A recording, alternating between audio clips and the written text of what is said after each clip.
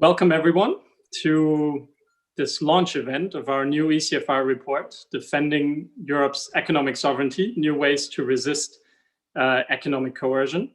I'm Jonathan Hackenbroich, Policy Fellow for Economic Statecraft at ECFR, and one of the authors, the main author of the report. We're absolutely delighted to welcome you all here and to welcome our high-level panel, which brings together expertise from a former head of state, head of government, from former commissioners, from a former WTO chief, to discuss our ideas and policy options on how Europe can defend itself from economic coercion. What I'll do in the next few minutes is, first of all, talk briefly about the challenge that we try to address with the report, and then the policy options that we present in the report itself. So first, the challenge. And before, I should first of all say that we are live streaming this discussion, actually. So we are live streaming the discussion on our website and YouTube. It's fully on the record. And if you would like to tweet about it, we'd be very happy. And I should not have forgotten about that. So we'd be very happy about that. You could use the hashtag ECFR events.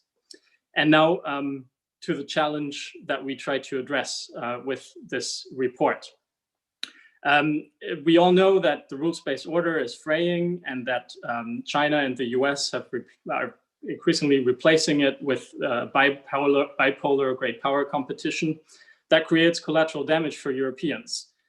What is increasingly happening as part of this is that Beijing and Washington are, and some others as well, are increasingly going for European trade, so that they aim with different technical tools and sometimes not so technical tools to determine who Europeans trade with, cut off trade relations with certain countries, punish for certain projects or investments, or even for certain policies on the rule of law, on human rights, or investigations such as the one by the International Criminal Court chief prosecutor who wanted to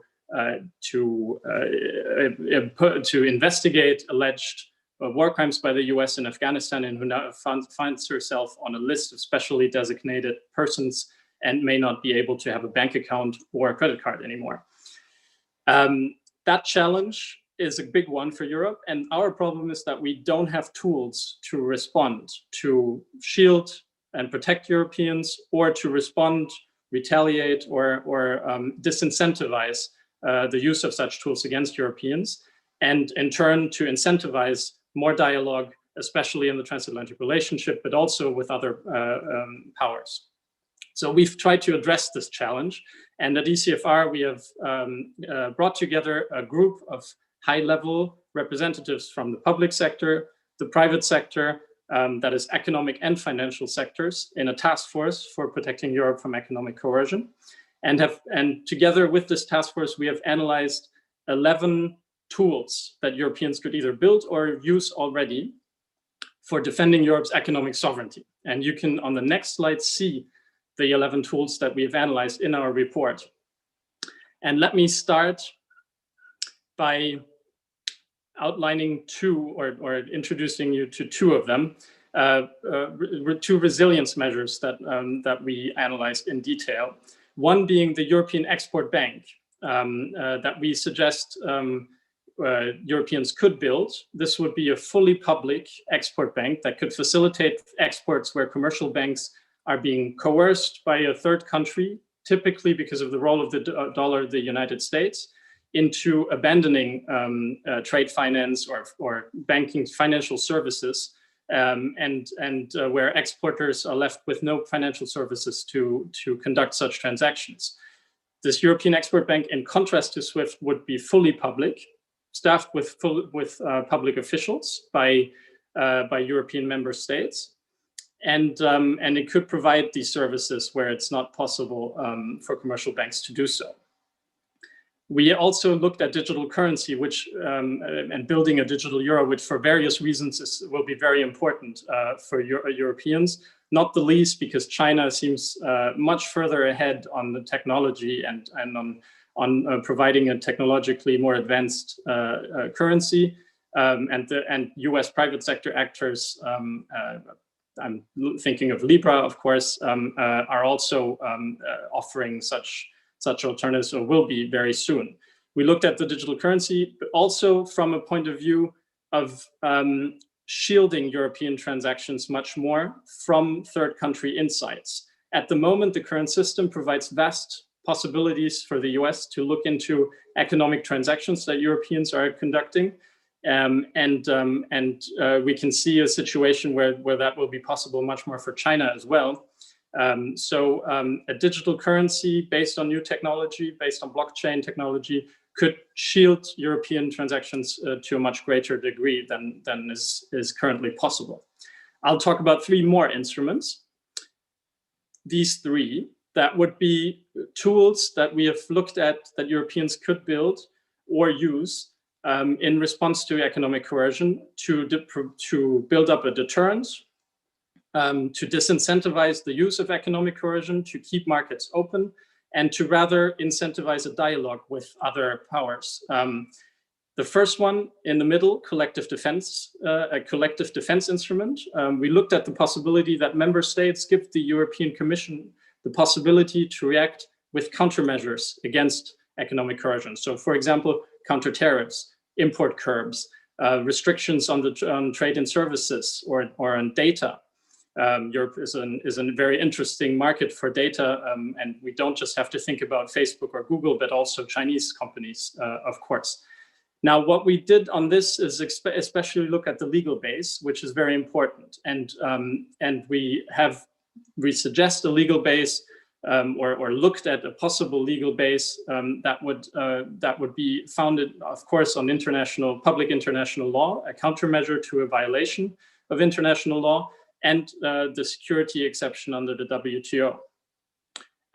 Different and an alternative or a complement, depending on your perspective, could be to look at market distortion and to have a competition instrument at the Commission's disposal, which could look at how economic coercion is distorting the market and is advantaging third country companies, disadvantaging European companies, and through fees or other restrictions, the European Commission could redress that market distortion.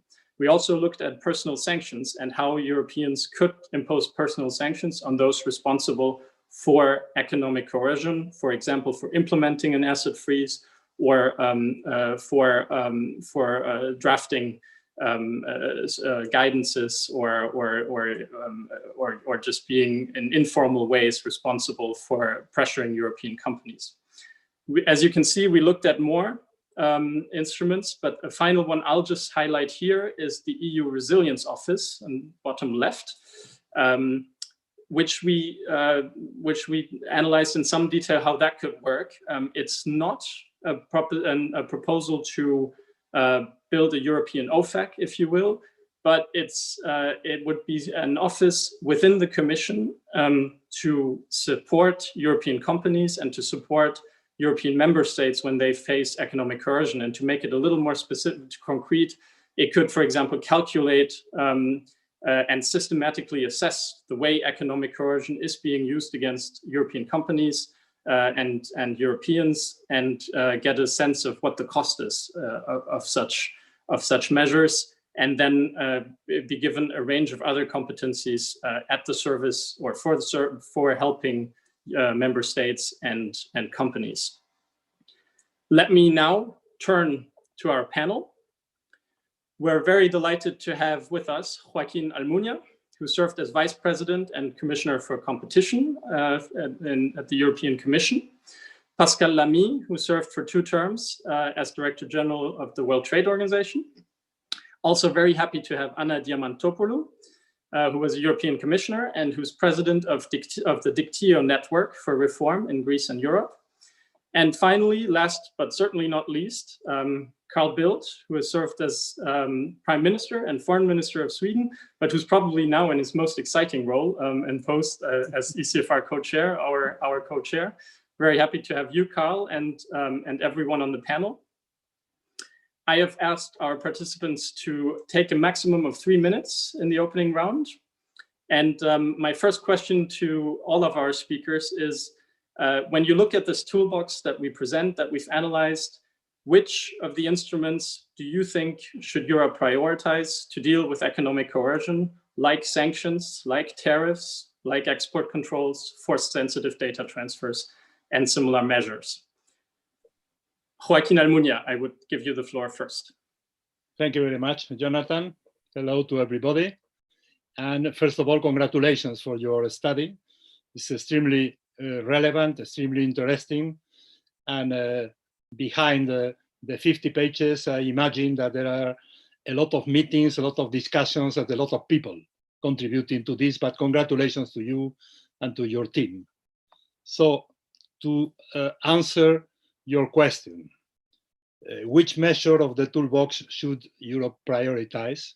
Well, it's not easy to select one instrument or one tool or one kind of measures, but I was thinking in the efficiency of the measure for the different ways to exert coercion, the measure of the instrument. Second, the viability of the measure to be adopted through the EU decision-making process by the different institutions, and how to avoid the risks of retaliation, and also how to avoid the use of this toolbox for protectionist purposes. So my preference goes to the European Collective Defense Instrument, because it's an instrument that can be used to prepare and to propose and even to decide some of the other measures you are analyzing in the study. At the same time, Vice President Dombrovskis mentioned that the Commission right now is working on the preparation of a proposal for such an instrument. And also because, as you said in your study, the use of this instrument must be focused, must have a legal base coherent with the WTO rules and with the international law, but in particular with the WTO rules, and is expected to be used as an ultima ratio, having exhausted all the other possibilities to reach agreements to avoid coercion. So this is my preference. If I had a possibility in half a minute to have a second will, more medium term, not a short term, I would prefer also to mention the digital euro issued by the European Central Bank that recently published a very interesting report of the future of digital euro. And because this will reinforce not only the payment system from the European perspective, but also the international role of the euro as a common currency that had many other advantages, apart the use as a deterrence for coercion to Europe. Thank you. Thank you very much, Joaquin.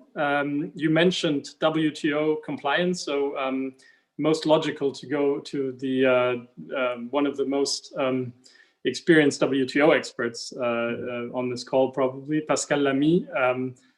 Which instrument do you think would be best, or should Europe prioritize? And what do you think of the WTO aspects that Joaquin has mentioned? Well, we don't have any problem with the WTO aspect, which provides for the necessary flexibilities and waivers in case national security is in question, which undoubtedly is the case with these sort of sanctions. I'll answer your question, Jonathan. Let me first say that I've been working for the last 2 years on this issue of US extraterritorial sanctions with a group of friends, and we published 2 years ago a first piece on what should be the EU reaction to US extraterritorial sanctions, and we are in the process of updating it by the end of this year, which is why I very much welcome that ECFR has sort of joined the band with a much larger angle, not only with US classical extraterritorial sanctions, but also other pressures. As we all know, looking back for the last 2 years since we first published our piece, the bad news is that pressures have increased. The good news is that EU institutions are now taking this seriously. They did not really take it seriously before. So it's now the case, not that we are at the end of any process, but I believe we are at the start of a good process. And the ECFR piece, which you've been working on, I think, together with others, of course, offers a very good starting base. Now, I answer your question. In what you propose, what is my trio? Maybe surprisingly, I put as a major innovation and necessity your idea of quantifying the damage for the EU economy. Why is it so? Because my experience and others in this panel have as much as I have in European affairs, is that the real problem we have is political and institutional reluctancy by the member states. So starting, I would say, à la Delors, in tabling a solid, numbered economic assessment of what this means, I think would go a long way in preparing a necessary consensus. Number two will be, like Joachim, declustering the EU payment system from the dollar, which we know is the main instrument the US have to enforce their extraterritorial illegal, according to international law, sanctions. And the digital euro is a very good occasion to do that. And I would put in number three what you propose in terms of personal sanctions, either reciprocating personal sanctions on foreigners when they impose personal sanctions on us, or being a bit better at protecting our own people from personal sanctions. For instance, if their bank account is seized by any US authority, a sort of guarantee that they would not lose the money that is frozen in the bank account, because we would provide for a backstop. So that's my answer. Short term, I believe we may have, assuming, which of course is still to be seen, we would have a Biden administration. I think we might have a window of opportunity in sending from the EU side a rather clear signal that this is a serious issue, and that if they don't change their stance, we will move towards what I think, and there I put a proposal which is on top of what ECFR has been doing so far. My sense, for what it's worth, is that we now have one thing to start from, which is the blocking statute. Now, as we all know, the blocking statute is a knife with a handle with no blades. And in my view, what we should do is grasp this handle, which member states have agreed, and add blades to this handle to construct a bit like what the ECFR has proposed, a sort of Swiss knife with several blades in case, and that would be, I think, the signal to give, assuming the European Parliament and the Commission and the Council will agree very soon in the trilogue, which is going to take place on the enforcement directive revision, that there is a common commitment to move to such an instrument. Thanks very much, Pascal, both for your choice and your priorities, but also for adding quite a bit and mentioning the US elections, which of course are an important context to this. Thanks a lot. Let me turn to Anna Diamantopoulou with the same question: which instruments and for what reason, of course, would you say would be a good priority for Europe?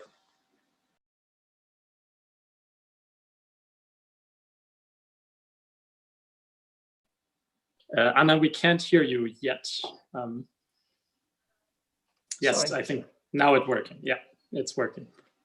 So hello to everybody. Thank you very much for this invitation, and congratulations for this excellent report and timely report. I mean, this is exactly what was needed.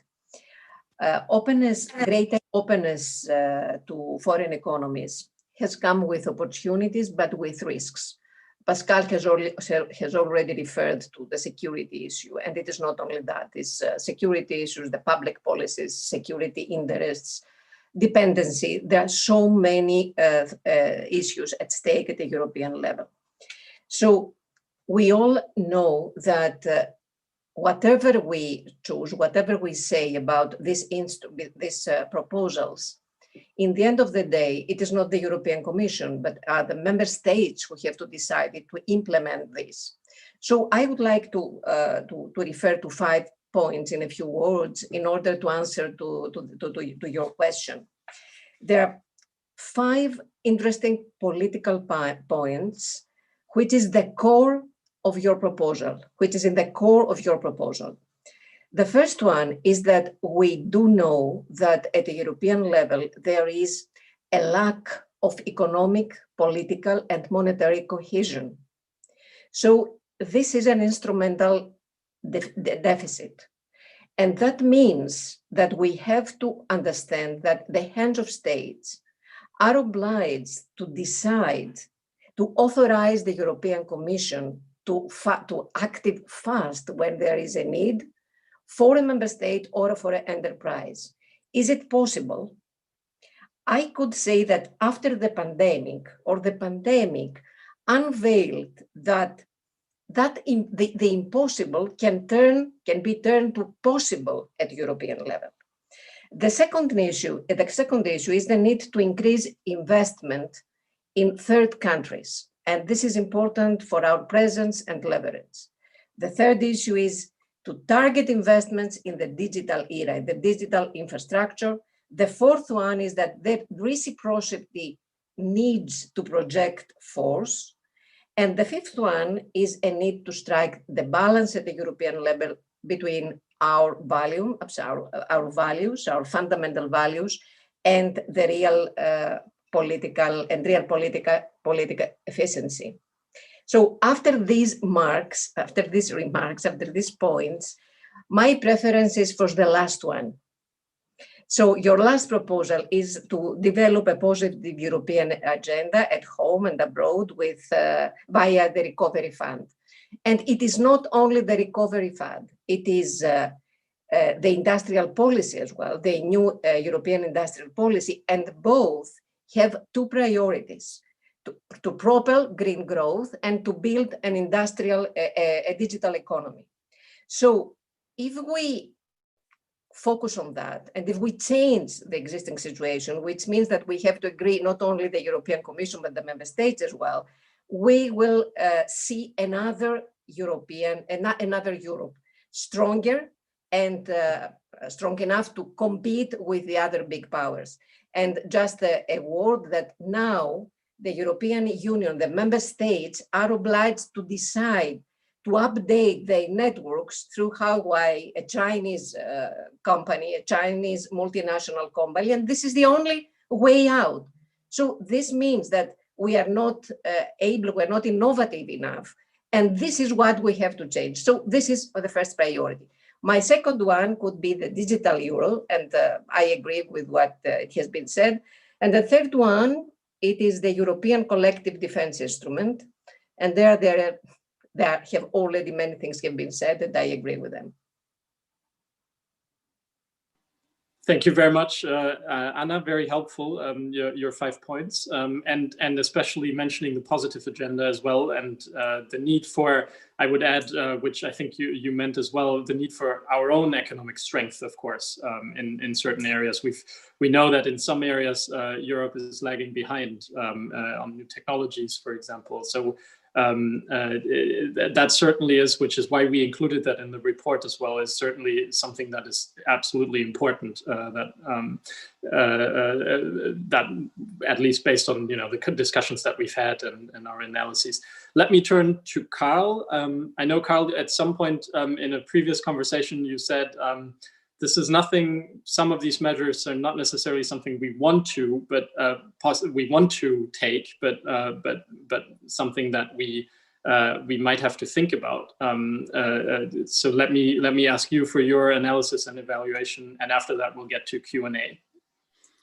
No, thank you, Jonathan. And let me start by saying a big thanks to you and your team for having conducted this. As was alluded to by Joachim, I think it's been quite an extensive work with quite a lot of people involved in a number of capitals to produce these ideas. And it is ideas. They are sort of thrown into the debate across Europe to see how they can be pursued further. But I think what has been uniting the work that's been done has been the unfortunate necessity of doing it. And I say unfortunate because this is not the word that we would like to see. We want to have an open, rules-based, global trading and financial system where these things don't exist. But that is not the world we live in. We live in a world where we see an accelerated use of more sophisticated instrument of this sort. And that makes it necessary to start thinking seriously along those lines. You might argue, of course, that sort of sanctions, classical sanctions, is not anything new. You could go back to the Napoleonic Wars and the Continental Blockade to take one of the more prominent examples. It's been with us for quite some time.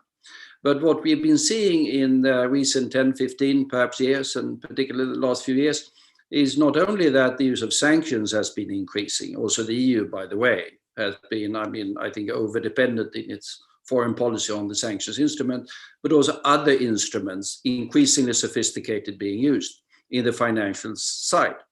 Russians have been sanctioning people in their vicinity for quite some time because they think their wines are undrinkable or whatever pretext they take. The Chinese have been doing consumer boycotts against the Japanese and South Koreans when there have been some political hiccups. And we've seen sort of threats also against Europeans.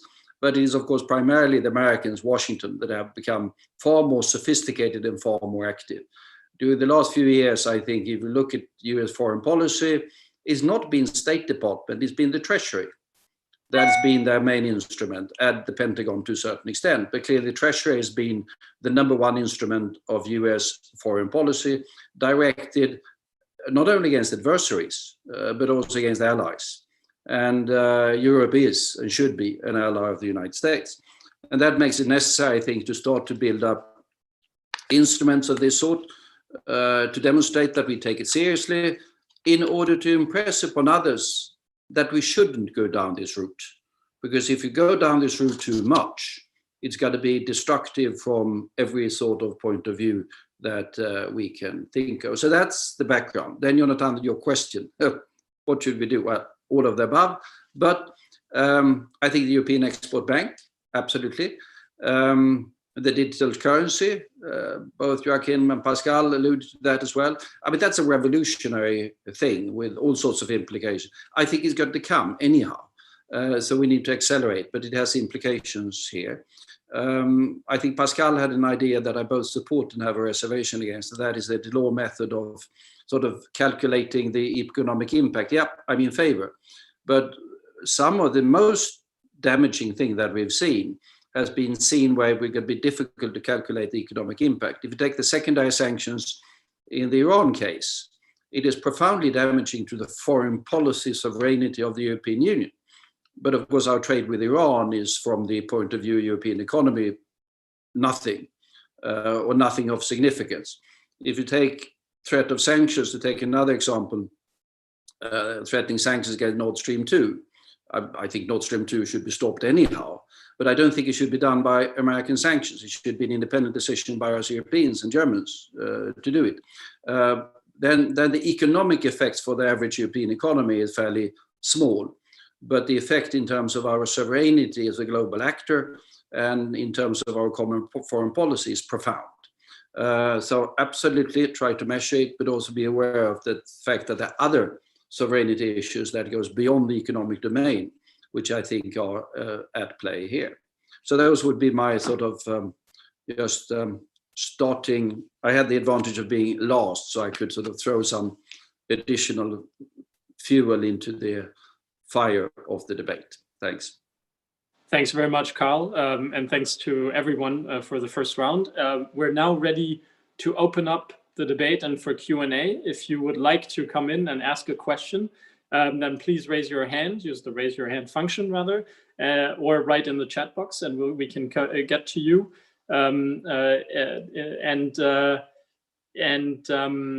while let me just say that you'll get around 5 seconds for a question, and of course a little more than that, but please limit yourself to a clear question to the panel, given our time. And while we wait for people raising their hands and coming in with more questions, I have one that I will definitely throw into the first round of questions, and that being that we can see on each of these instruments, and we have identified them, we can see challenges, of course, that Europeans will have to address.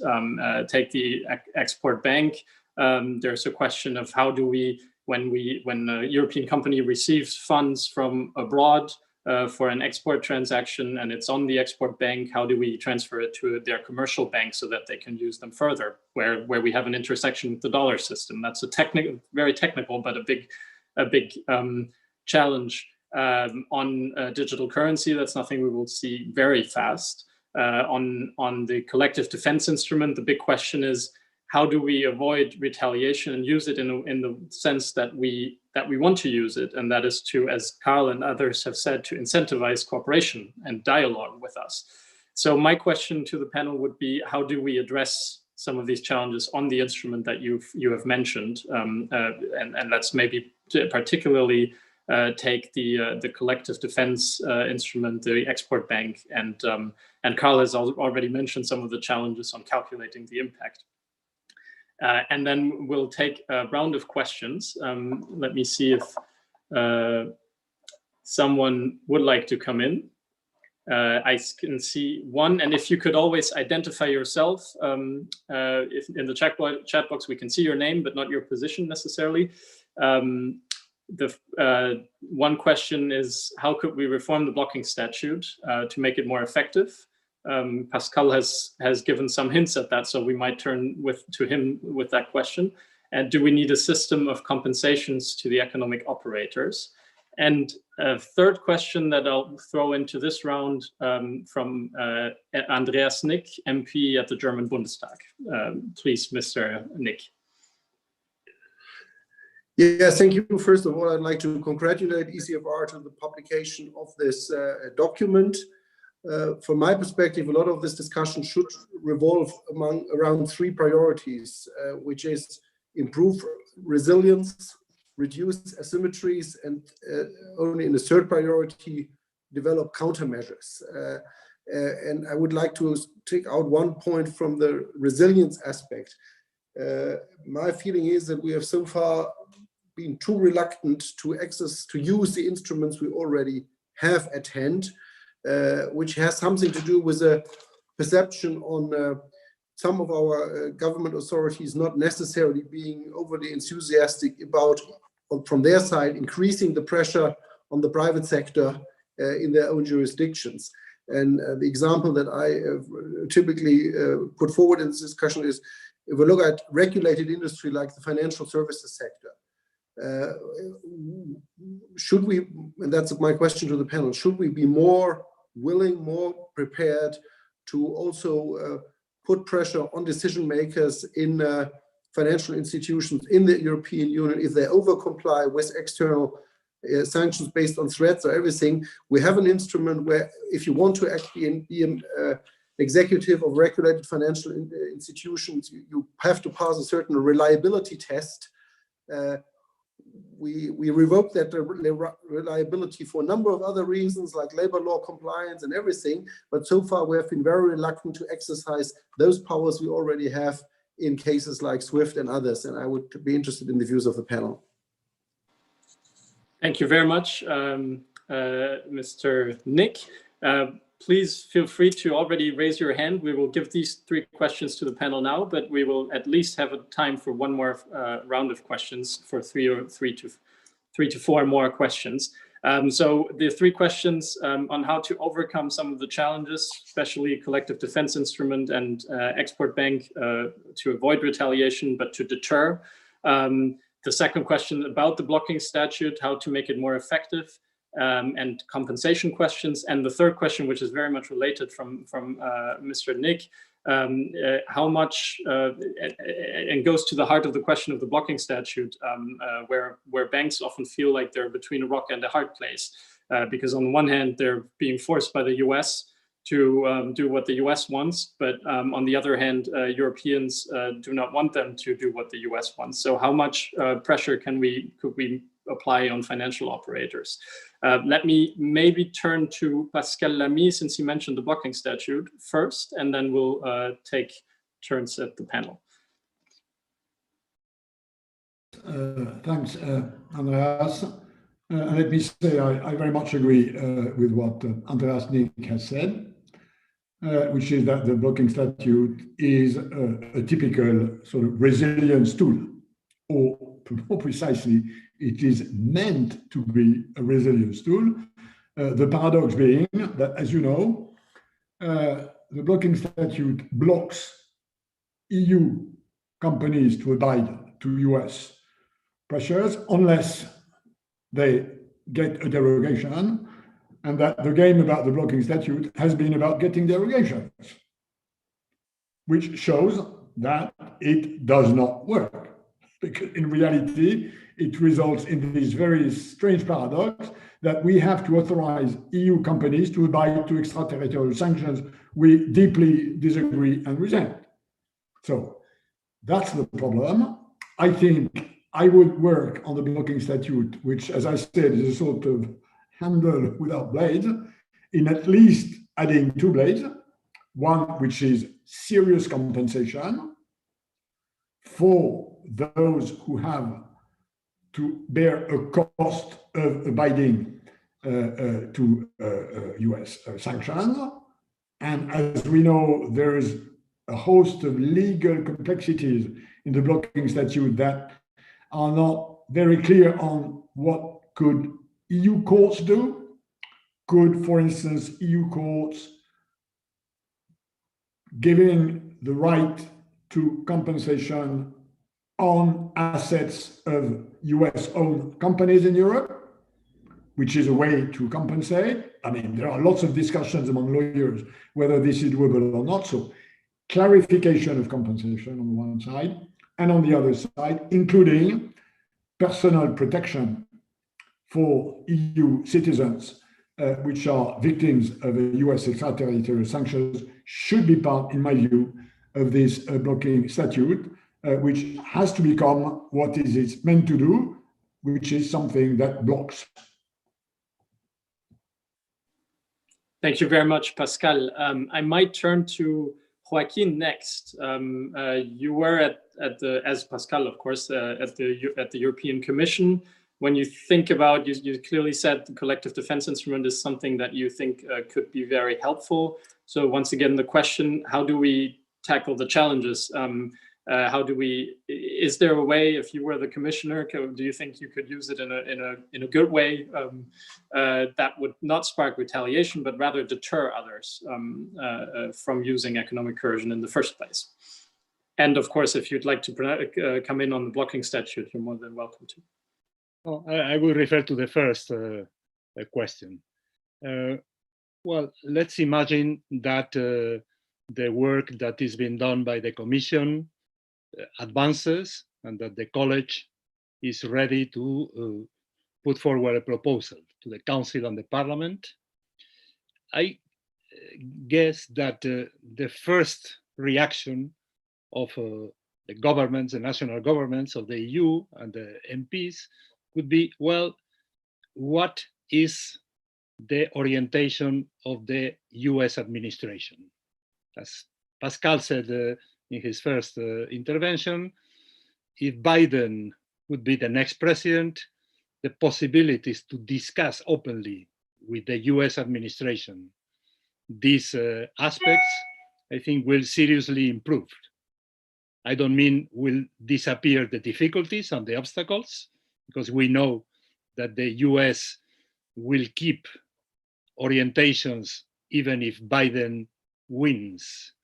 That will not be the first option for Europeans, but in any case, the possibilities of an open dialogue will be there, and this will facilitate the political will of EU governments to advance and to endorse the Commission proposal.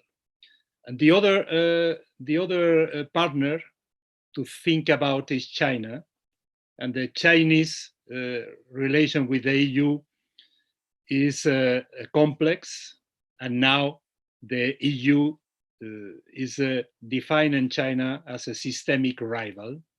But we need to tackle these difficulties in the relation with China, and we need also to be ready to discuss with them. But in my view, the first and most important challenge, immediate challenge, would be if we have an interlocutor in Washington that can sit with us to openly discuss and seriously discuss these initiatives.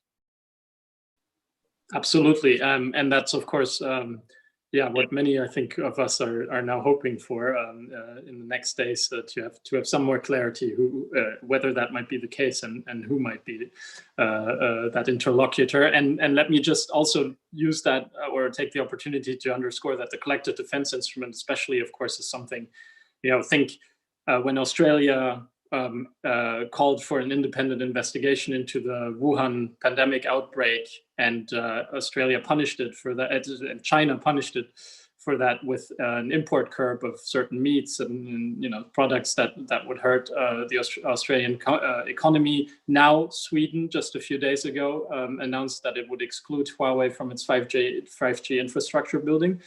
And China is threatening consequences for economic relations. So we may be very soon in a situation with China where this instrument would be very helpful. And we're hoping, of course, that especially with the US, there could be the dialogue will be much easier, and this would be a measure of last resort in any case.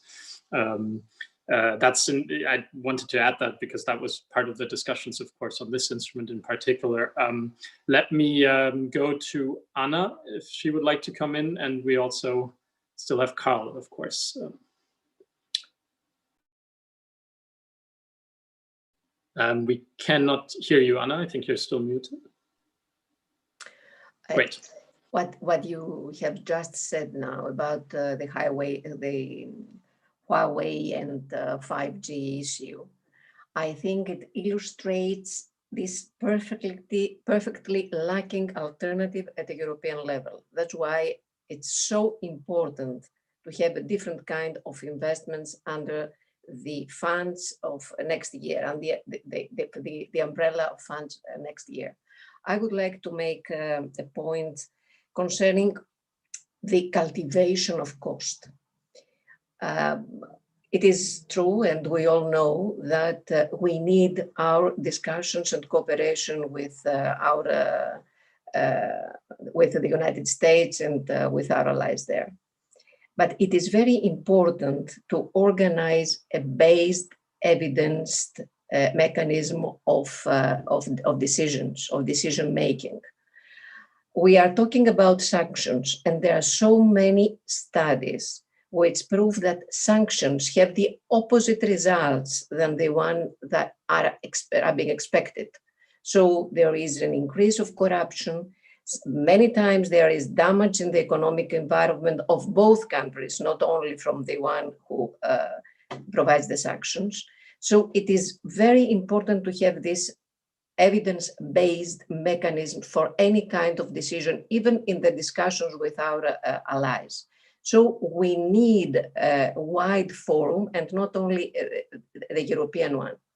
And the second one is, I think that what you have already proposed for creating an EU office for resilience for economic coercion is very important, because we have to work on the cost basis, cost benefit analysis of the market distortion because of the coercion.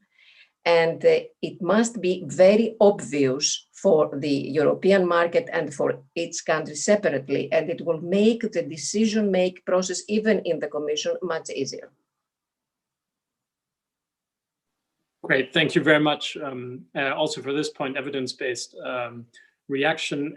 We actually, one bit in the report is that where we say that and where we recommend that Europeans calculate the damage that economic coercion is imposing, is to add a transatlantic dimension to it. So market shares that the US and Europe have collectively lost due along strategically important routes, for example, the Silk Road, due to the imposition of economic coercion, either by China or the US itself. So where are we hurting our interest in collectively as the West, as transatlantic partners, which hopefully would help as well to trigger more dialogue and a more strategic transatlantic reaction. So that just came to mind, and I thought that was important. We still have Carl for this round, and we have some more questions in the chat box. And please feel free to raise your hands. We can have a second round in just a second. Yeah, thanks. Just a quick couple of points. Anna said that on the 5G side, we don't have European alternatives. Of course we do. We have two perfectly qualified European suppliers that can supply 5G networks. And the decision that was taken in Sweden is, as a matter of fact, somewhat different from the debate that we have here, because it's the same as they do in China. I mean, they don't allow foreigners into their sort of secure networks. I mean, it's only Chinese suppliers. So it was a security decision that is independent from. But there are, I suppose, Ericsson and Nokia, and if you don't want them, you can buy from Samsung in South Korea. So Huawei is subject to a lot of competition. A couple of other points. Pascal mentioned something which I didn't pick up, but I think is an extremely good idea. And that is when it comes to personal sanctions, protection for those that are subject to personal sanctions. Of course, you can't sort of, if you block them from traveling into the country that issues that, you can't do anything about that. But the financial and other aspects of it, there should be some instrument. Jonathan mentioned the ICC case, which I think is particularly upsetting, you might say, and also impact upon what I said, the foreign policy independence of Europe. Nick asked about if we should be tougher with business that are over complying. Not that easy. If you take banks, for example, and US sanctions, financial ones, yeah, they probably over comply because they are not quite certain what the US Treasury will do. And since the US Treasury has effectively nuclear weapons at its disposal, the financial equivalence of nuclear weapons at its disposal, you tend to take a safe distance. I've noticed that. But we can't be too moral about that. If we take this sort of secondary sanctions Iran, what we could have done, and I argued at the time, was that we would have used the European Investment Bank. That's a European instrument. We could have used that one. I mean, the argument with the leadership of the EIB at the time was that they could be also subject to personal sanctions. Bad luck. And EIB is a gigantic institution. Would the Americans have taken down the EIB? I doubt it. But if we don't have the courage to use the European institutions to withstand pressure, then we can't really blame the banks that are afraid of their own survival. That's the sort of brutal reality, I think, of that particular case. Thanks very much, Carl, for this, and precisely those that thinking that was behind the EIB case has led us to think about whether we should not have a separate institution that is from the start founded in a way that that it aims to exactly and aims to facilitate that trade so that it's clear from the start, but still have European officials, high level, and so forth. That gets me to a second round of questions because one actually, at least in some way, concerns that question, and from Stéphane Bordel, which is who's asking how would EU corporates remain safe when they still have to involve other actors in their international trades, for example, insurance and transport sector, and the reach is. Which gets to the question of the reach of U.S. sanctions in this case, and the vast amount of businesses that don't even have any U.S. Business can still be reached through financial channels, through insurance, transport sector, and so forth, where they then can't get the services they need to conduct their exports. This is one question, and another one regarding the blocking statute from Jorge Montero. How could we reform the blocking statute to make it more effective? Sorry, that's been asked, but there was another one by Diego de Ojeda. How could the blocking statute retaliate when it's a foreign government directly imposing fines on EU operators? And that's a great question, of course, that gets to the heart of the problem with the Iran sanctions and some of the others. In the Cuba case, the blocking statute provides the possibility of a counter lawsuit when it gets technical, but when there's a U.S. company that sues a European company in the U.S., a European company can file a counter lawsuit in Europe. With the Iran sanctions, it's the U.S., the state itself, taking the action. And of course, on that, the question is, how do we deal with that? Our point in the report is that the spirit of the blocking statute is that those who get disadvantaged by the U.S. action that there should be a redressive instrument, or there should be something to make up for that disadvantage that's being imposed on them, or the relative advantage on the U.S. company in that case. And so that gets us actually, the original spirit of the blocking statute gets us to think about a redressive instrument and the market distortion that is being imposed on European companies. So that is our answer in the report, but we'll see what the panel says. To have a fees on companies benefiting from the coercive action.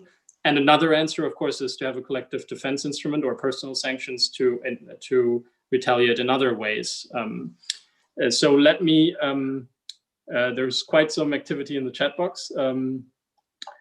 Maybe a third one from Andrew Wilkins, who says he finds the proposals very defensive, some of them, I would add, but should they not be discussed as part of a dual strategy of protection and strategic investment, for example, in a European digital public space, in a European Green Deal, and so forth? So let me maybe put those three questions back to the panel. One, the instruments being very defensive.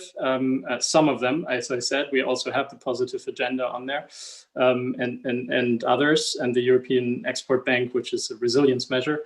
But what do you think of that balance between defensive and offensive, if you will, positive agenda tools? To the panel, the second question about the blocking statute and the fact that there's a state behind it, and a third question on how to deal with the fact that exporters rely on so many other services that could get shut down. We might turn back to Pascal first, and then we'll go take the last round, please. And if you could keep it short, just in light of time, please. Yeah. No, on the first question, I think Anna roughly said it all.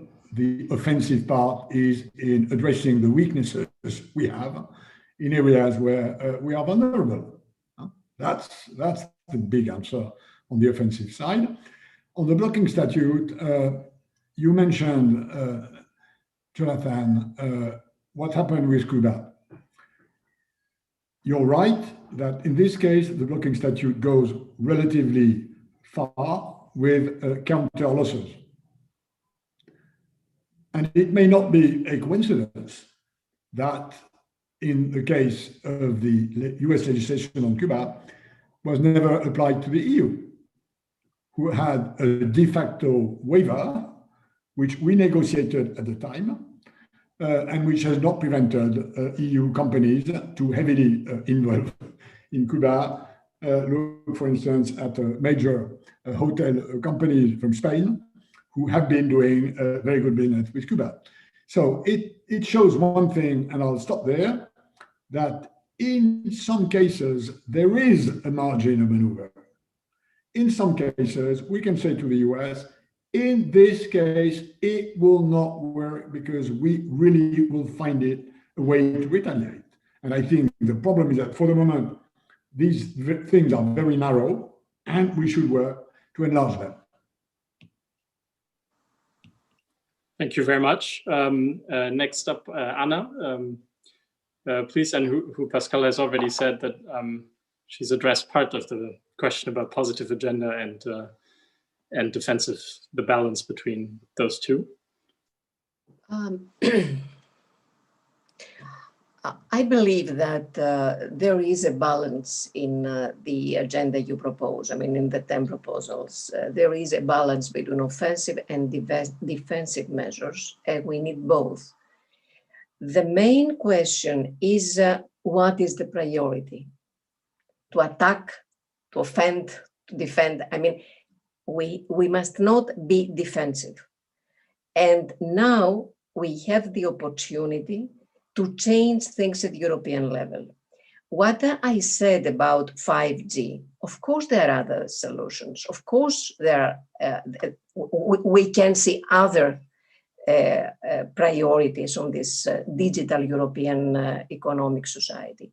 But we know very well that there is a coercive policy by China which imposes 5G in some countries, and they have no alternative.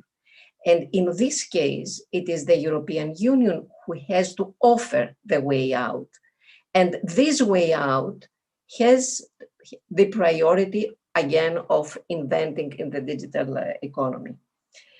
I think that I didn't say a word about the export bank. I think that this is a good idea, but I don't believe that we have to go on with new structures. I'm always very hesitant on new structures at the European and at the national level. So we can work with the existing instruments, and there are many, in order to organize a better export policy concerning the protection and the supporting of the European investors. Thanks very much. Over to Joaquin, and then over to Carl for final words. Okay, just a few words regarding the offensive initiatives. It's true that if you receive coercion pressures, you are in a defensive position because you need to react to the initiatives adopted by others. But in the offensive, that I agree as a rule not to be only in a defensive position, but I find difficulties to separate, to differentiate what is an offensive initiative just to avoid being coerced by others, and offensive initiatives that can be transformed into a protectionist measures or into a measures or initiatives that can benefit parts of our single market, some strong industries in the single market, creating distortions within the single market, not coercion, but divergences and difficulties for other parts of the single market, is my concern. I fully agree with what Carl Bildt said at the beginning. This is not the first option. The first option is to find solutions, of course, but we need to be careful with some of the solutions we can find in an offensive strategy, not to create internal difficulties in our single market that will be a very, very awful consequence of a positive initiative, is my concern. Thanks, that's very helpful. And we'll turn to Carl for closing remarks, basically. No, and I can very briefly, very much agree with what Joaquin said, that these are not instruments that we would like to use. They are, and it was a question of the balance between defensive and offensive instruments. These are essentially defensive instruments that we need to have there. We need to enlarge our toolbox in order to be able to better handle situations that we don't like to be there, and where we hope that the presence of these particular instruments, perfect or non-perfect, will help to avoid those sort of situations. Then we need, in my opinion, but that is a separate issue, a much more offensive European agenda in terms of our competitiveness. I mean, it's a fact that the dominance of the dollar in the global financial system has been increasing since the global financial crisis. The euro is weaker today than it was a decade ago. And if you look at the digital, I wrote something when the European Parliament said that one should declare a climate emergency, fine with me, but I would declare a digital emergency for Europe. If I see how we are lagging behind the Americans and the Chinese, and that requires quite a deep rethinking. If we are offensive, if we are competitive, things will change. But in the meantime, we also need to be more alert with defensive instruments. And I sincerely hope that this report that Jonathan and the team has done will further accelerate, escalate, and stimulate the debate about these measures. Thank you very much, Carl, and thanks to all the panelists, as well as our colleagues who have made this all possible. We will definitely continue our work on the task force and at ECFR on these topics, and hopefully contribute to a lively debate in Europe about how to protect ourselves from economic coercion. Thank you very much, and have a great day.